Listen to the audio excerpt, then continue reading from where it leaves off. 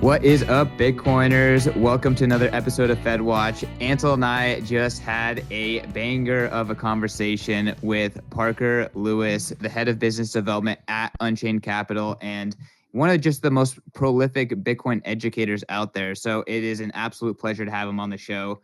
Ansel and I were just opining on what we like most about his awesome content. I just think he's a really first principle thinker and gets down to like the base of everything and put things into perspective really well. So it's really great to kind of hear him break down a lot of the complex economic subjects that we talk about on the show.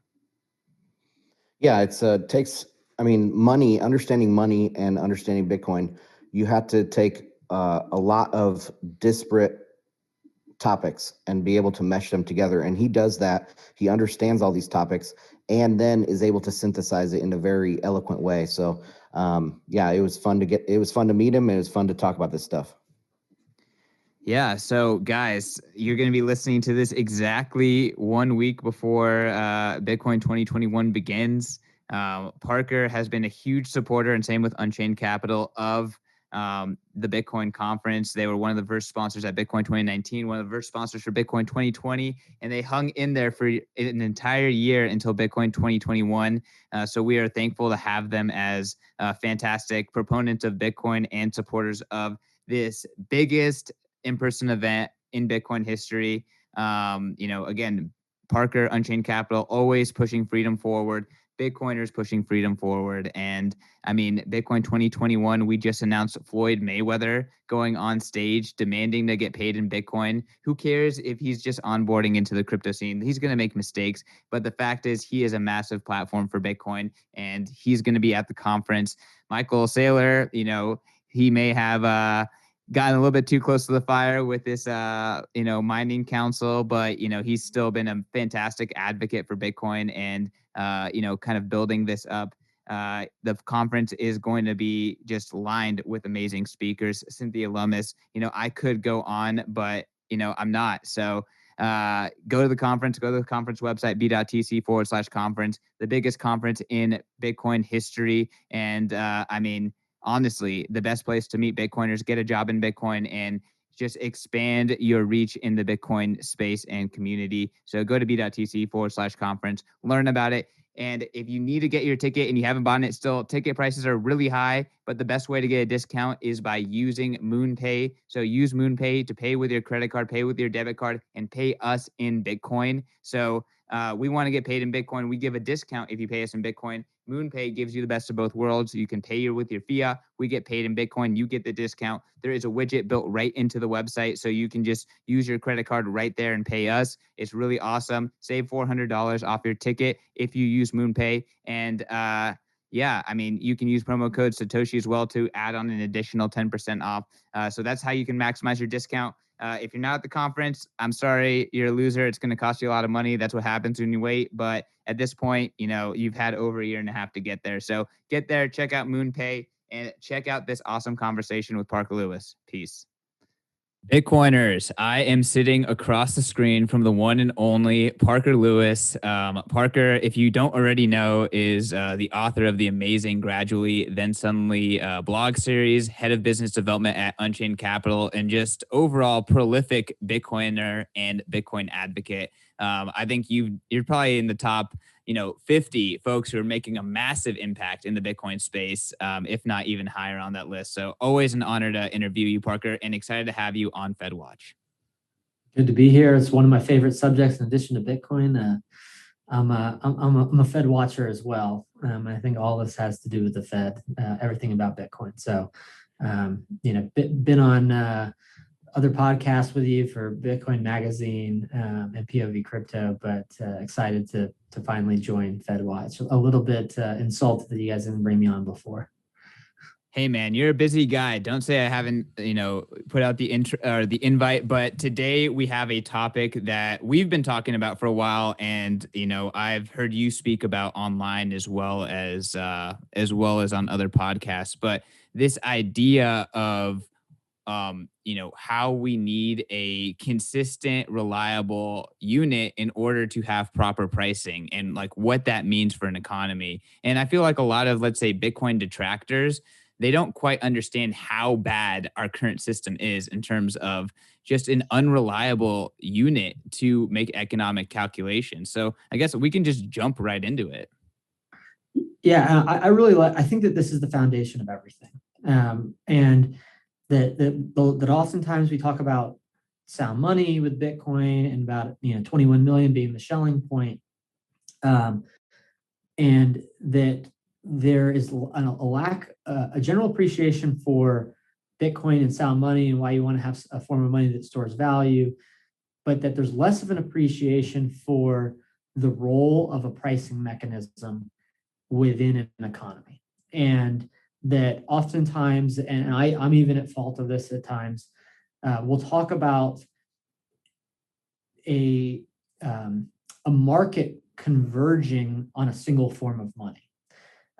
But that I think the better way to actually conceptualize it is that economies emerge from a common form of money.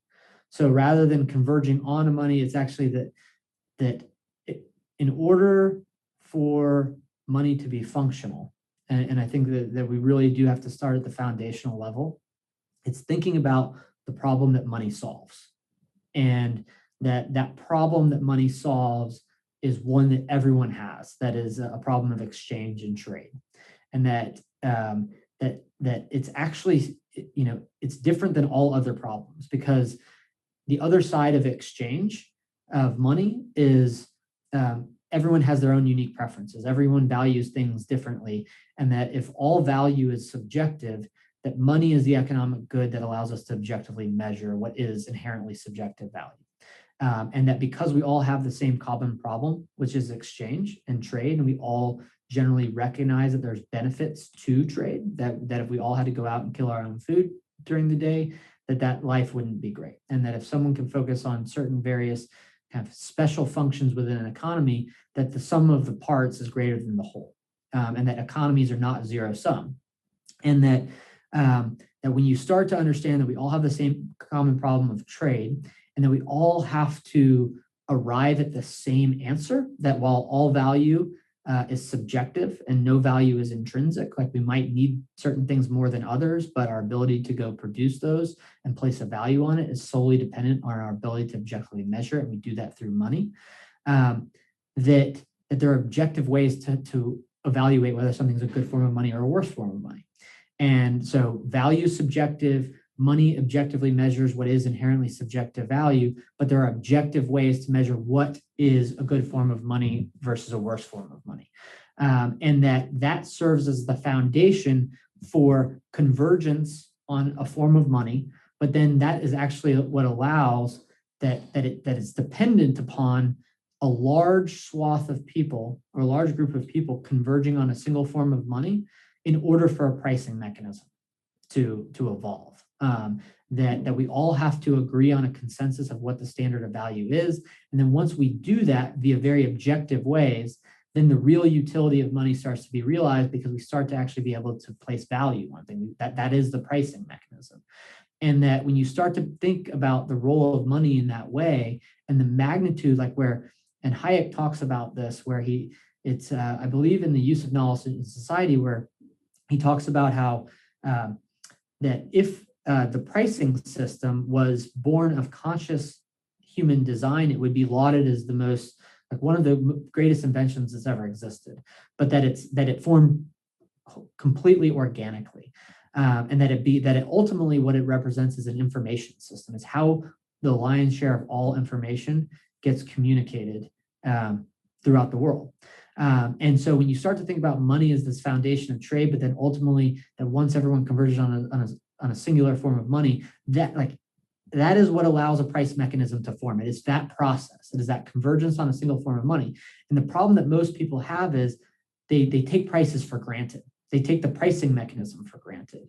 And that if you start to understand that it's the convergence on a single form of money that allows a price system to emerge, and that price system is the utility that allows us to communicate information, that go down to that first principle, and it's actually the money and the price system that allows economic structures to form in the first place.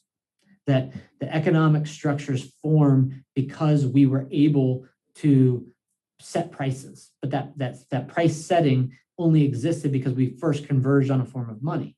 And so when you think about supply chains, and this is why I think it's such an important subject, is that when you think about the complexity of supply chains, again, those are taken for granted. They only exist because humans were able to assess value and put prices on certain things such that certain functions could be specialized. And that if you start to understand the enormity and the complexity of a supply and demand structure with any local economy or any local good or service, that you start to then develop a foundation for understanding why, if you start screwing with the pricing mechanism, it was the money and it was the price mechanism that allowed the supply and demand structure to form in the first place. And so it becomes very logical that if you start screwing up the foundation of what allowed the supply and demand structures to form, you ultimately get to a point where the supply and demand structures actually break down. And so I think that my perspective of it, and would love to get y'all's thoughts, is that it's actually the money printing that not just screws up the pricing mechanism, but it's actually the money printing, not just because dollars become worth less, but it actually screws up the fundamental supply and demand structures to a point where an imbalance grows to such an extent where it can no longer be sustained. And then because that system is so complex, that as soon as one part of the supply chain starts to break down and one good doesn't get fulfilled, it has a ripple effect through the entire economy and market in which that operates, and everything is ultimately connected. So it creates knock-on effects where there's broader breakdowns in supply and demand structures that might not have even originated from a single good or service. Yeah, I think of it like, there's inertia, right? There's long-term inertia, decades and decades of inertia that you need to get over to shift to a new pricing mechanism or something like that. But yeah, the form of money, I believe, perverts the capital structure.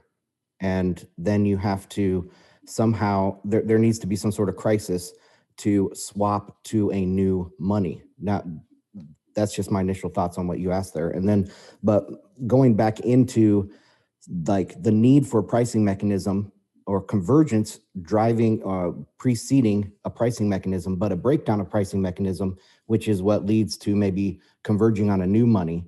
Which comes first in your mind? Is it the need for convergence or the incentive towards convergence, or the need of a pricing mechanism? Is there one thing that comes before the other in that regard? Yeah, I think by definition, convergence has to happen first. That enough people have to form a consensus as to what a standard of value is before they can start pricing things in that standard of value. That basically that price system will truly start to emerge until there is a greater degree of stability in the underlying unit, and that underlying unit will become stable only as a function of a large enough consensus forming. And so I do think about it as assessing those objective ways to evaluate whether or not something is going to be functional as money, that it becomes the precursor to a large number of people coming to the same conclusion for very objective reasons. And through that process, the price system emerges naturally. All right, Parker. So I want to talk about like what's happening today. I feel like there's a lot of back and forth with people trying to diagnose like the current issues. And I'm kind of curious, what your thoughts are. Generally speaking, I see a lot of central banks manipulating money or fiat money, and therefore really damaging our ability to coordinate and have, successful, efficient supply chains. And we're starting to see those repercussions, across the board. I'm kind of curious on what your interpretation of, the current situation is. So I'll touch on that in a few ways. I think that, but I think it's always important to think about it not as an output in terms of describing the implications or using examples of how we're seeing this break down today. That it's always better to think about the root of what causes it, and that if I were to describe that, to use an example of the root principle of how the money printing function causes the destabilization, there's probably a few elements that I would point to. One would be thinking about any business, think about any singular business that sets out. Think about a restaurant, or think about something very basic where someone says, you know what, okay, I want to have a steakhouse, and I need to get a space for the steakhouse, and say I'm gonna rent some real estate, and that's gonna be cost. And then I'm gonna need to pay employees, and I'm gonna need to get the finish out and tables. And on a go forward basis, the cost of the steak is going to be X, and just from a raw material perspective, but I'm going to need to pay labor to pay for it. That you think about kind of quantifying all of your upfront costs, and then you think about your marginal costs. But that key idea, coming back to what the role of a pricing mechanism is, that the only way for somebody to go through all of those, each and every one of those mental calculations as to these are all going to be all of my inputs, and then what do I think I can clear the market for on a revenue side or from an output perspective, and is this going to be worth my time? Essentially, does this have a net surplus? That the very ability to calculate all of those things, to be in the position to then go and pursue trial and error, is dependent on hundreds of prices and hundreds of inputs, right? But those prices don't exist without a reliable form of money. So that's kind of that's coming back to that foundation. The second thing is this principle of, if I went to anybody and I said, I'm going to set the price of oil. I don't even know what the price of oil today is, but let me just arbitrarily pick it and say that it's going to be $50. And I put supply cap or floor. I just fix the prices and say the market has to clear $50 of oil. That's completely arbitrary. And anybody that is in the oil and gas supply chain would be able to quickly point out the fundamentals as to why that would create imbalance. It would either be a price too low, such that the oil and gas providers couldn't reliably produce oil, or it would be too high and the people that were consuming it couldn't afford it, and that we would ultimately have less of the resource because of the price fixing and because of the manipulation. And if you went to every single industry and did the exact same exercise, that everyone within the, even academics, like who I have a very low opinion of, even they would say that will result in market inefficiencies. Okay. Now, when I pair these two ideas, that the price mechanism provides the amount of information to be able to pursue trial and error to form a business, and that if you were in any individual one of those businesses, that if you were to manipulate prices or fix prices, that there would be massive imbalance and inefficiency in that market. That what the Fed does when they print money is they manipulate all prices, because they are manipulating the price of the foundation of the price setting mechanism, right? And so when I think about it at that fundamental perspective, it's like there is no logical consistency of being able to say, okay, if I manipulate the price of an individual good within a market, it's going to have very negative implications to the supply and demand structures of that market. Well, what happens when I manipulate the price of the most important good that orchestrates all of it? That you're going to have those same imbalances, but they're going to be basically in every single place of the economy all at once. And it's ultimately going to result in disaster. And so I think that those are the foundational principles. But then where you ultimately see it in the real world is that when the Fed manipulates prices, it should be fairly logical to people that prices don't adjust radically. That when you have a pricing mechanism, the utility is not just in being able to ascertain the value of any single good and objectively measure it. It's also what allows you to know relative value. And that goes back to that input of somebody forming a steakhouse and thinking about all the costs and the cost relative to the output. And a good macro example that I use for people, and this is really at the heart of what Hayek talks about in the pretense of knowledge. Think about the supply and demand structures of housing, because this is something that most people can generally conceptualize, because they either own a house or they know that 2008 was a housing crisis, or 2007, 2008. The Fed had manipulated the cost of credit, which was a large input in a large funding mechanism for people buying houses. Again, that's also intuitive for people, because most people who buy houses have a mortgage. Well, what was very apparent in 2007, 2008, that housing prices were unsustainably high.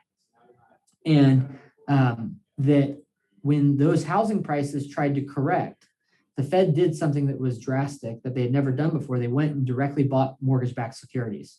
They effectively manipulated the cost of credit to stabilize, or more appropriately, to manipulate the housing prices higher. And I think about that as sending a false price signal. The market is possessing more information than the Fed, and they are saying there is an imbalance in housing and we need to eliminate that imbalance. What the Fed says is, no, we're not going to eliminate the balance. We're going to manipulate the prices of homes higher, and we're going to do it via the credit system. And what they essentially do is they create, like, the prices were unsustainable. The market was healing, was correcting, and the Fed forces the market back into the unsustainable price setting. When we think about that as it relates to supply chains and to the overall economic structure, it is that, and think about this, this was 10 years ago that this happened, or 12 years ago that this happened now, that you can look at it, and if you look at it in a vacuum, you can say, oh, well, that price high, yeah, okay, it was unsustainable, it needs to correct. But the Fed was actually the force that allowed it to be sustained. And then the problem is that for the next 12 years, human beings train themselves for a decade to be able to have the skills to, because the economic incentive is saying, being sent a false signal, is saying, if you buy houses, people can pay, if you build houses for X, people can buy them for Y. That it's not just that there's an imbalance in price, there's an imbalance that forms in skill sets. And so then a whole swath of people in the economy train themselves to be able to go build these skyscrapers that are only being able to be financed because they have cheap money. And then all of a sudden the rug gets pulled out from under them. And that when you've essentially been lied to via a false price signal for 12 years, you can't then immediately change your skill set. And so it's that not only do supply and demand structures get manipulated in a way that is unsustainable, but it's also that labor responds to those false price signals in a way that can't quickly respond. And so when I look at the problem child of what the Fed's doing today, it's the same thing that what they did yesterday or 10 years ago. Is that they've manipulated the price of money, which manipulates the cost of credit, because that ultimately is one way that money is priced, and that all of the sectors of the economy that are heavily dependent on the function of credit, and credit as a funding mechanism, they are in massively unsustainable positions of imbalance, and that they are the places where I think that the cracks start to form first, and ultimately where the supply chains break down first, because they are at the epicenter of the manipulation of price signals, and the ones that are most dependent on false price signals. That was a fantastic explanation, Parker. I kind of want to talk a little bit about, the central planners that have the hubris to try to kind of control these markets. In the U.S., that's the Fed. Across the world, there's a ton of different central bankers. You've done some really great work where you've actually analyzed the Fed minutes from the 2008 crisis and the subsequent QEs that followed. Can you just talk about, in hindsight, how off these people are and how little they actually know? Because I feel like it becomes even more sinister when you kind of realize the ignorance that these leaders have, and the lack of knowledge they have when they're making these manipulations. Yeah, I think about it as they are both ill-equipped because nobody would be equipped to, and that they have ill temperament because that it is functionally like they are trying to act God. That there are, just in the United States, there's 300 million people that actually have the knowledge of how to build things. And they also are the ones that have the knowledge as to what their preferences are and what they value and what and how they should price things and value. That the price system at any point in time is not static, it's always moving. And it's the people within the actual economy that know how to build cars, know how to build houses, know whether or not they want to go to the beach or fly on airlines, that it's actually a dynamic process of capturing at any point in time both individual preferences and aggregate preferences, and the output of that is the price system. Okay, the Fed, 12 people, any small number of people. It's not because it's them. It's not because it's Jerome Powell or Yellen or Bernanke before him. It's that no small group of people can have the knowledge base that the market has. And that's not about the value of the stock market. That's literally the knowledge as to how to build cars, and adding them up, how to build houses, everything, how to get oil and gas out of the ground, how to deliver electricity to city centers so that people don't have to live in poverty. And that when you think about, it's basically a transfer of a large group of people whose preferences are actually one that set prices, as well as knowledge and delivering goods that are valued by others. It's transferring from a large number of people to a very small number of people.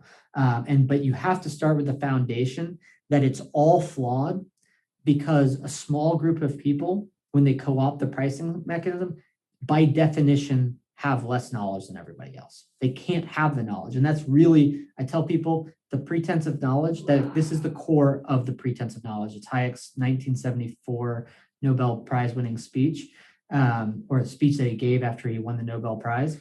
And that you got to read that like 10 times because it's dense, but it's like read it over. It's only about probably 10 pages and study it, because that serves the foundation of what I'll tell about the actual practical application of the Fed. That when you go back, and for everyone's knowledge, the Fed releases minutes 2 weeks after their meetings, but they release the entire transcripts 5 years after the fact. And part of the rationale for that is that they don't want to have the pressure. Like when the Fed puts out minutes, people literally compare and contrast the prior version, and like everyone like literally studies the change in small words. And so they basically don't want to have that same pressure. They want to be able to have more honest discussion. So, but when you go back and actually read the transcripts, the benefit of it is that you get to get in the psychology of the people that are making literally $1 trillion decisions. And you know the ending of the story, but they don't. So, as an example, the way I describe that is I went and reread transcripts. So as these people are making decisions about QE 1, 2, 3, what they are thinking and what is guiding their decisions, and then you know how right or wrong they were. And so a couple examples that I used to point to was that in 2011, and it was either the April meeting or the June meeting, that they go around an economic roundtable where they forecast how it is that they're going to unwind QE, and they are in how and when.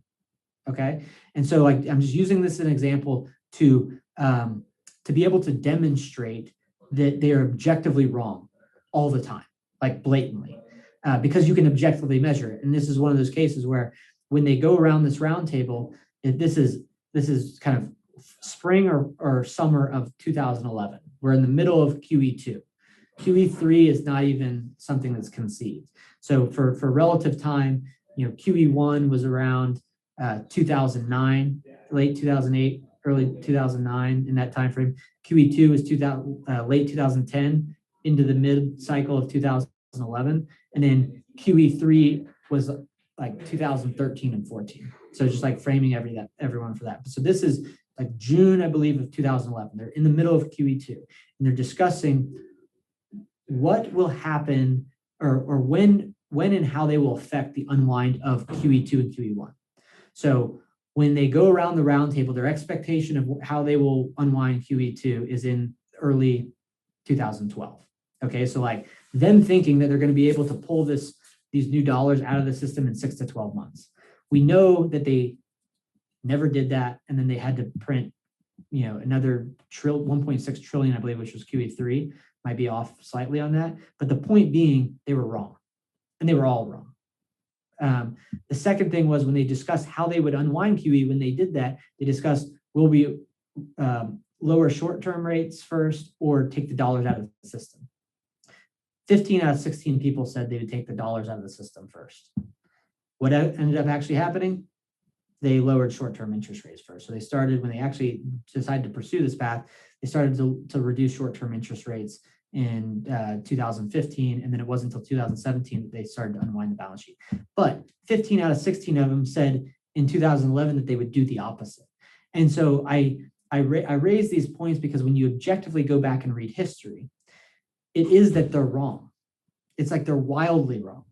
And even in many ways, they admit that they're wrong or that they're limited. One of the quotes that I love from Bernanke, and I think this was from 2011 as well, where he says, something along the lines of, I can accept that monetary policy isn't the solution and that there are fiscal and structural problems that we can't solve, but we must do something, is essentially what he said. I think his actual words was, we must be palliative.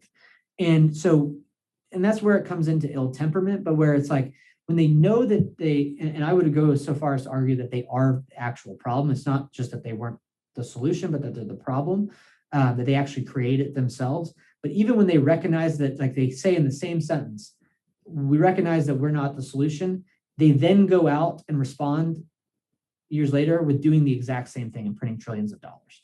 And that when you start to appreciate that they're wrong, that any faith that's placed into them, that they're human, they're fallible, they don't possess more knowledge than the market, and that their very function causes the market structure to break down, that the whole operation starts to become like, not just asinine, but potentially criminal. Because we're all forced to, certain of us knowingly, most of us unknowingly, but we're all unwittingly being forced to be on this Fed's crazy roller coaster, where they're screwing with our lives. And so, they are chronically wrong. They're not just chronically wrong, they continue to make the same mistakes. It's kind of, one of the things I also articulate for people is, if QE worked, why did they need 2 and 3? And why do they need this one? And that anyone who was that was actually responding to actual market conditions, if anybody runs a business and has to operate within reality, they know that inaction is also an action. That if something is not working, stopping doing that thing is actually one of the solutions. And they certainly don't, I think about a corporate boardroom. If a corporate boardroom, and think about Blockbuster, like they had a bad business model because Netflix came along. It's like the Fed would keep investing in Blockbuster, even though it kept losing money. That's essentially what they do, and they can do it because they are detached from economic reality, because they can print trillions of dollars by clicking a button on a computer screen. And that's ultimately what Bitcoin fixes. Well, I'd like to play devil's advocate. I think that the reason why they're constantly wrong is because they're in no control. The market has routed around the Fed long ago, and the Fed just kind of jawbones everything. They don't actually do anything. That's why they're always wrong. What are your thoughts on that? I think that they're, I would say it more back to that kind of pretense of knowledge. They're always wrong because they can't be right. I think that most of them, they think that they're helping. Like, I don't think that Jerome Powell is like an evil manipulator. I think that they've been trained a certain way, and they've been trained in a way that says that active management of the money supply can help smooth out business cycles, and we can actually help the economic structure. I think that they're fundamentally wrong, but it comes down to the fact of knowledge, that money is the economic good that distributes information throughout an economy. It's not Google. It's not YouTube. It's the price system. That is how prices are distributed. Those prices get set by the market of all the people that have the knowledge, and that there is a fundamental limitation that is 12 people that sit around a boardroom and make decisions about trillions of dollars, that they just can't know what the market knows, and that they actually screw up the market by their very function. And so that the market and certain functions of the market, like Wall Street, they get the game. So they play to the game, right? Anybody who understands the Fed's game can game it. But if I'm talking about the market economy, which is the people that actually make up the supply and demand structures that have the preferences, that set the prices, but then also know actually deliver the value that it is that other human beings what they value, that everybody, you can't escape it. Basically, the market can't route around the Fed screwing up the pricing mechanism because it's actually working in direct opposition to it.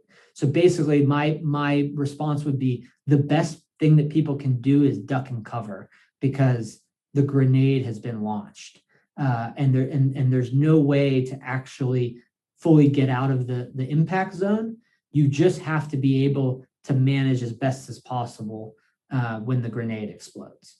And so now we ultimately, the way that we route around it is not by going and buying different financial assets or kind of getting out of the dollar. It's like we actually have to replace the pricing mechanism. We have to take away the ability for a central function, a central bank, to force us into this position where we have to go along.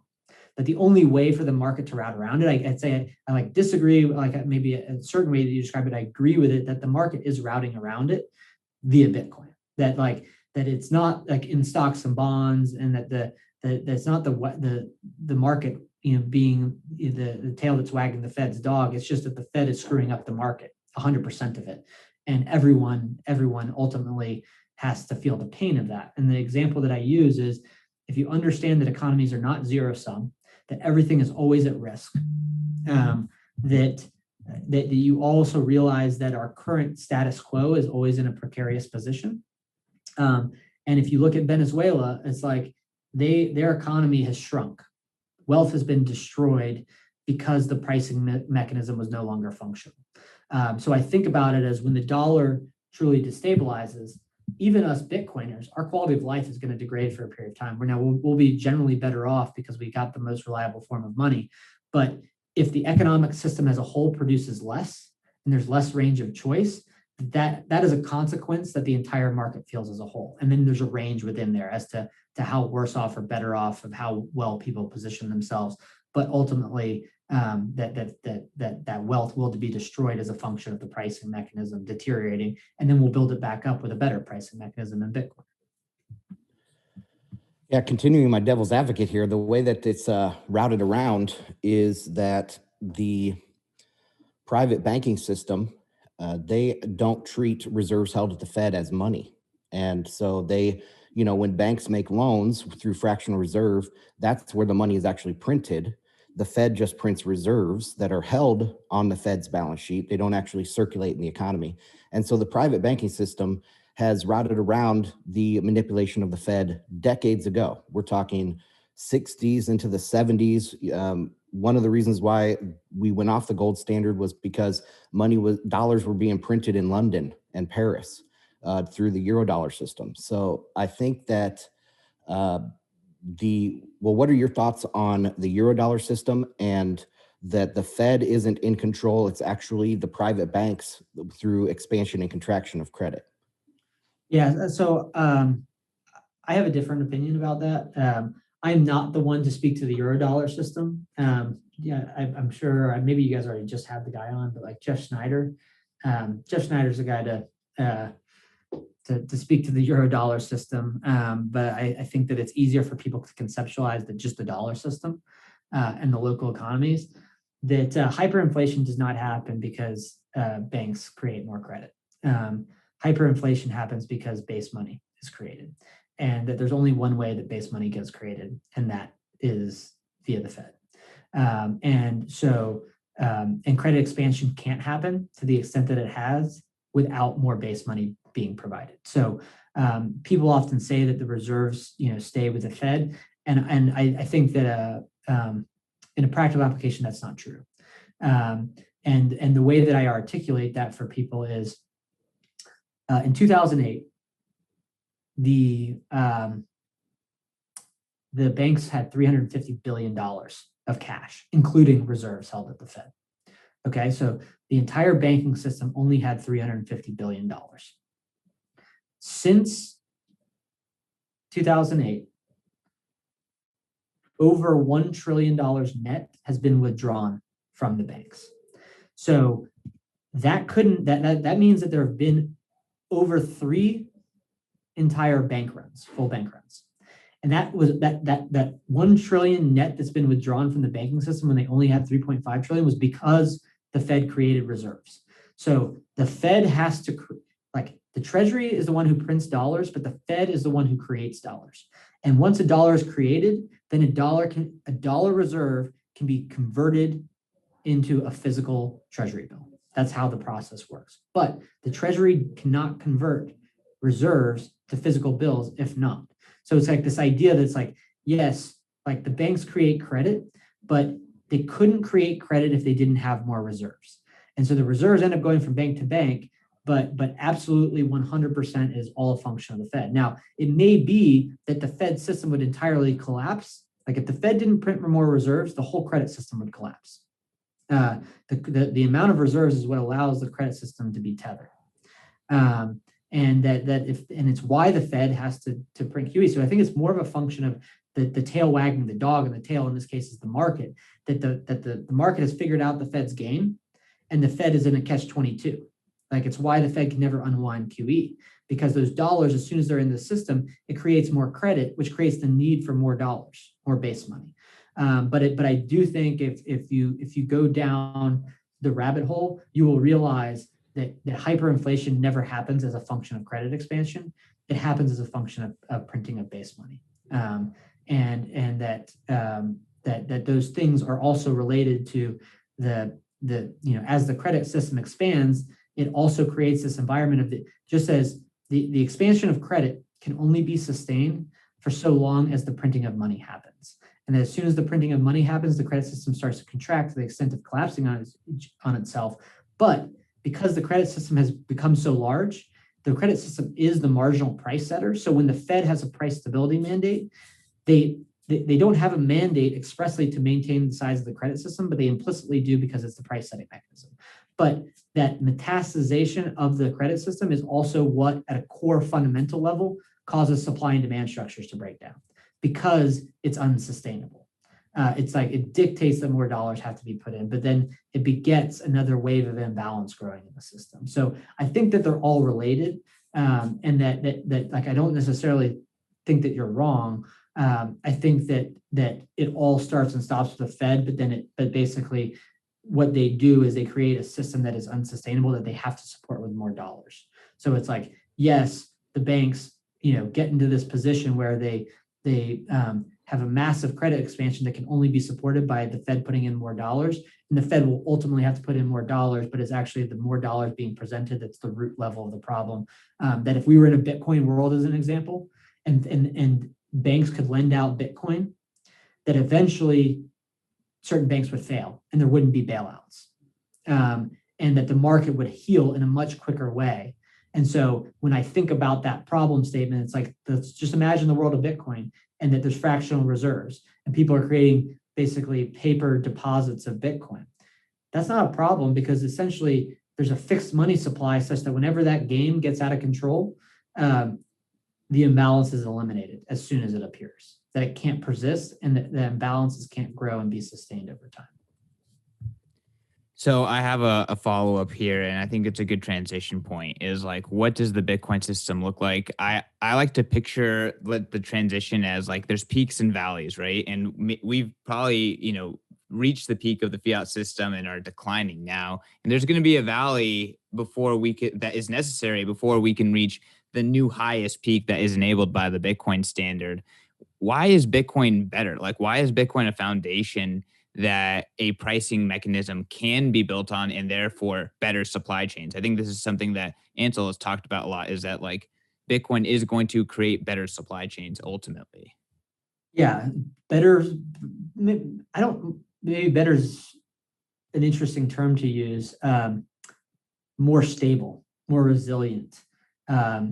Supply chains that won't be allowed to form with massive amounts of imbalance to create instability and fragility.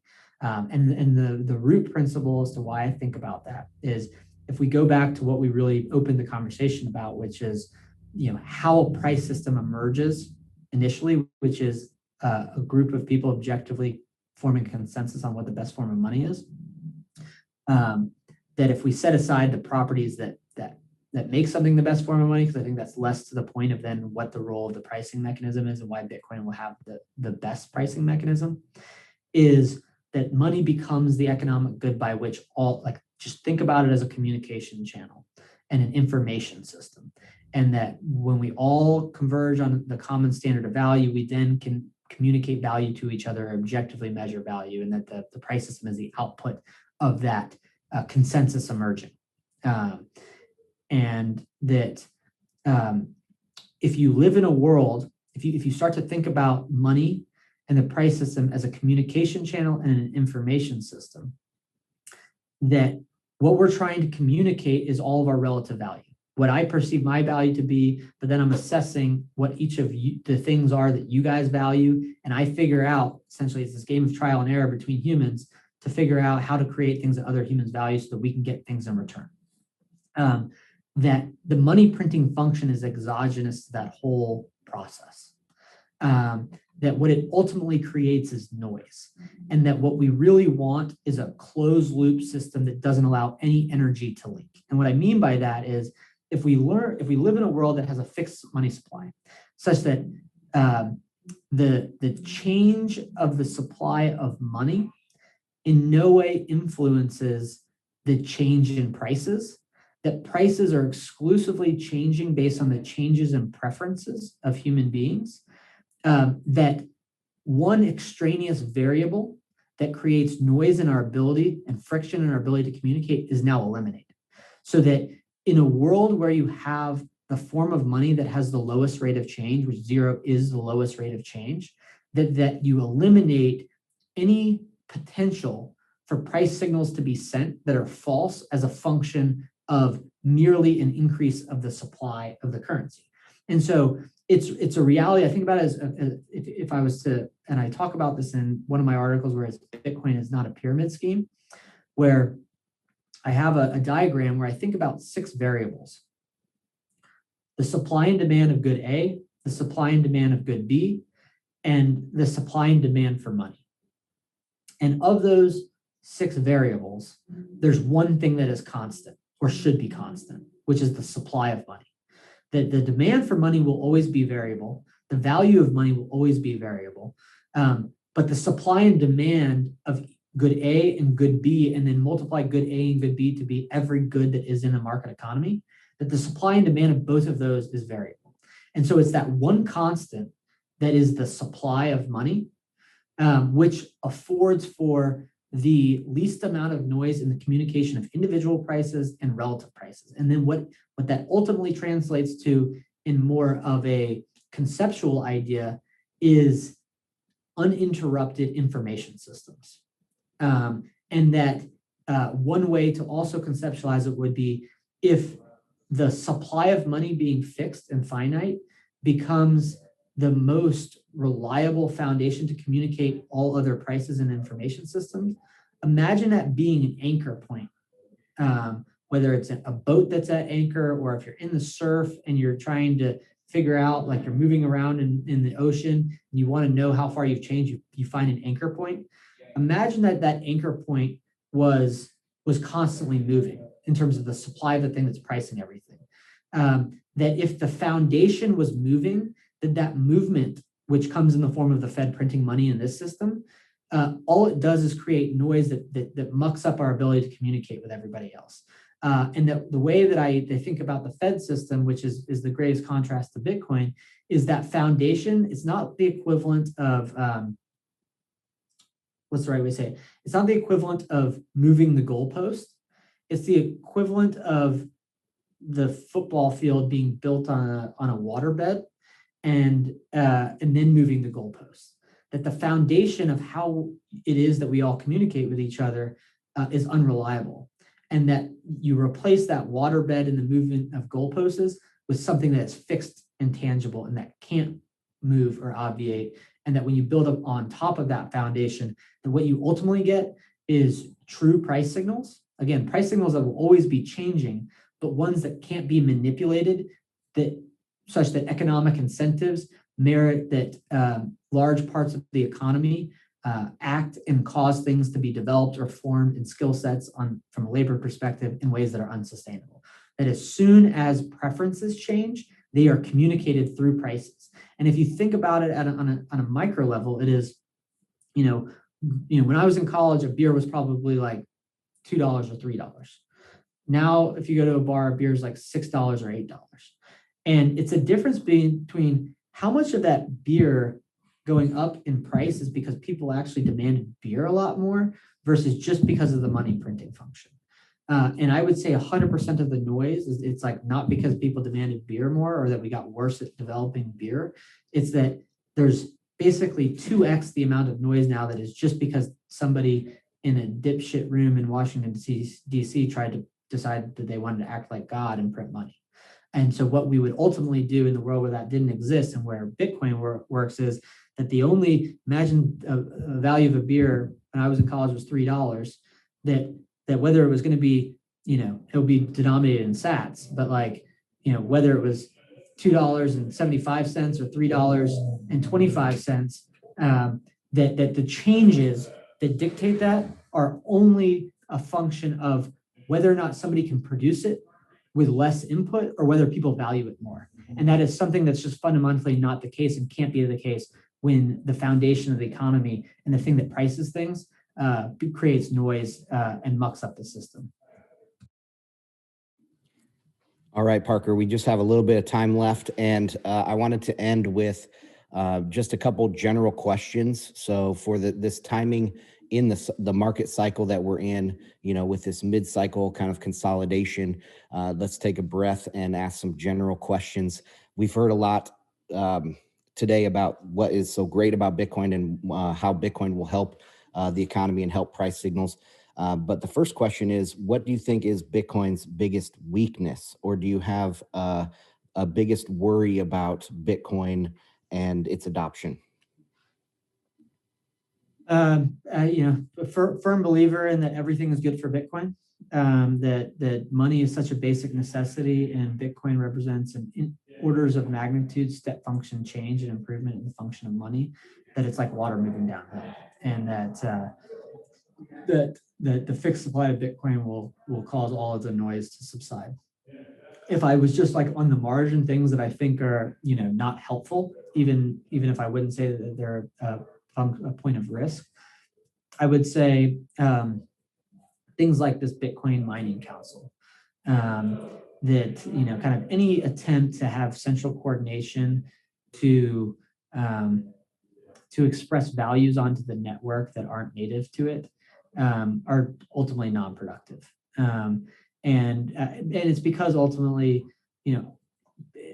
Bitcoin only works because it's resistant to censorship, and that if there was an attack vector, I don't think that it's a technological one. I think it would be a social one. It doesn't keep me up at night because I know that Bitcoin is as large, and I've seen miners attempt to do dumb shit before and fail, and now Bitcoin's 100x larger, and there's real economic incentives, and there's human beings involved that actually get utility out of Bitcoin. So I don't like lose a minute of sleep over it. But that because the only thing that I would say would threaten Bitcoin's fixed supply would be if as an example, if the U.S. government went out and said, not just that this is a Bitcoin if you're a financial institution in the United States, you can't take Bitcoin from a OFAC sanctioned Bitcoin address. I don't see that as a problem. That's regulatory competition, and people agree to certain rules, and they need to change the rules if they don't like them. What would become problematic would be if the U.S. government said it's illegal for any miner to mine a transaction from this address. And if they start to try to treat Bitcoin mining like money transmission, and that it's not so much a bad thing if they did that, that's predictable. It would be a bad thing if the miners actually did it. And so when I start to see companies like Marathon say that they won't mine transactions and they will have like ESG compliant mining, like that's where I'm like, those people, like I don't have any, like I probably would have an individual problem with like the people that make the decisions, but it's a communication that they don't understand Bitcoin. And that they're opening up a attack vector. Now they're going to be put down like any bad dog because of the market force, not because any individual actor. But it's just like anything on the margin that starts to try to put rules into consensus that are exogenous to Bitcoin's native consensus rules. Those are the things that you just should try to call out and steer away from, and that people will learn in their own time. Because Bitcoin's in control, not any individual or group of individuals. Excellent. And last kind of general question here is, you're in the Bitcoin business community there at Unchained Capital, and what is the number one area in the Bitcoin industry that you think needs improvement or will improve dramatically over the next, say, 2 to 4 years? I think that one, I talk about it from a foundation of whether any individual does anything or any individual company does anything, knowledge distributes, and it does so on an accelerating fashion. So, knowledge is like as Bitcoin knowledge distributes, people adopt Bitcoin. That more and more people figure out that there will only ever be 21 million Bitcoin every day, and more people also figure out how that's possible, probably at different points in their journey. As that happens, as Bitcoin adoption increases, Bitcoin decentralizes naturally, and more people contribute to ideas. And so I think that it's not best necessarily. I can talk about what I particularly focus on, but it's not prescriptive to the network. And I think that's important. That if somebody adopts Bitcoin, that somebody also has this knowledge of some function, that they think about an idea, and just by the mere fact of more people having Bitcoin and being engaged in Bitcoin, having more mind share, that more cool stuff will be built, that more things that will be necessary, because there are things that I can't conceptualize or that I can't prioritize is not a priority for me. That's going to be built by somebody that adopts Bitcoin in a year or 2 years. And so that it's actually that intellectual and brain power that as Bitcoin accumulates, it causes the network to decentralize in healthy and unpredictable ways. And so I think that that's the best thing that can happen, is just continue to distribute knowledge so that we get more people contributing to ideas such that the ultimate output is greater and is more resilient.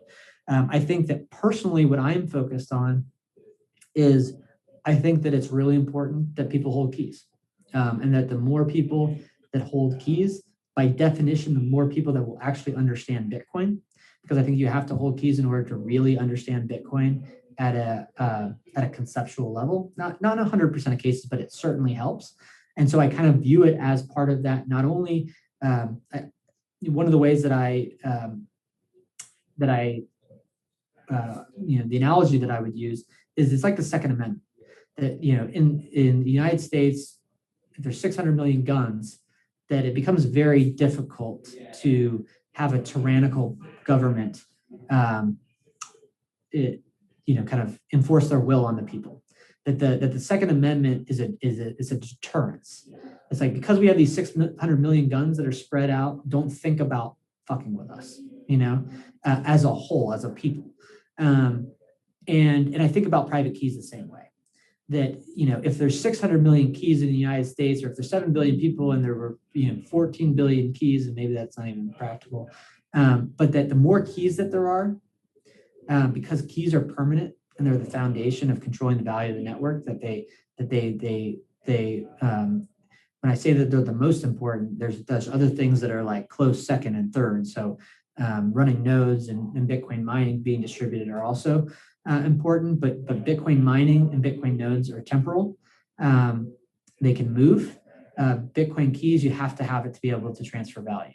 And that the more people that have keys, the more people that are actually going to be contributing to the development of Bitcoin infrastructure, because those are be the ones that actually get it. So I think that more and better hardware, there's already great hardware. I feel like in the last 12 or 13 years, like the strides that have been made have been huge. Like continuing to proliferate that will be good. Companies like our own that are helping people develop multi-sig that really sit on top of those keys and provide coordination functions and enable people to hold more wealth in Bitcoin secured with their own keys. That's a positive driving force.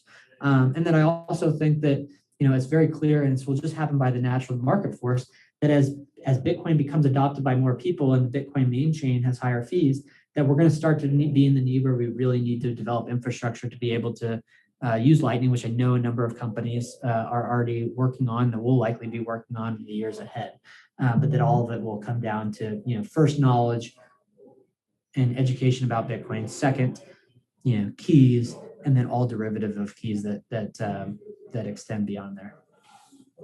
Parker, I think that is a perfect way to end the conversation with the spreading of knowledge. You coming onto the show and so clearly articulated, kind of break down these extremely complex subjects, right? The economy, what Bitcoin world looks like, even the fundamentals of the Bitcoin network and why keys are permanent. Like all of these things just kind of blowing my mind, and you're just casually dropping it on the show. So really appreciate you coming here and spreading knowledge. I want to give you a moment to kind of give a last word, maybe plug Unchained Capital, a little bit more detail about what you're building there, and close it out with where people can find you. Yeah, absolutely. I appreciate, again, I do think about content at the root of everything, because that's what brings people into Bitcoin. The price brings people in, but then the content is what actually helps people understand it. And that's podcasts, it's my writings, it's books, and that it serves a really important function. Because it's going to be the future people that Bitcoin isn't even on their radar now, that are going to be building things that we need. Just in terms of what we do at Unchained, so people know, again, in that spirit of helping educate and have people hold their own keys, we help people hold Bitcoin in ways where they're in control of the keys, but they're not on an island. We refer to it as collaborative custody. It's a way to hold your Bitcoin without the counterparty risk of a large financial institution. And it's also what gives you unilateral access to your wealth, which I think is a really important principle about Bitcoin. It's important to me, it's important to us as a company.